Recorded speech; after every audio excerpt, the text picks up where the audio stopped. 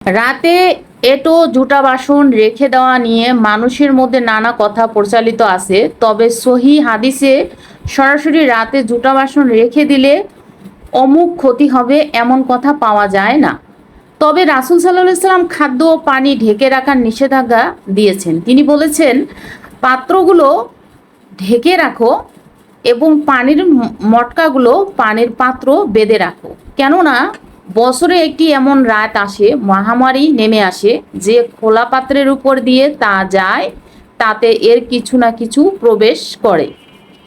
সহি মুসলিম হাদিস 2014।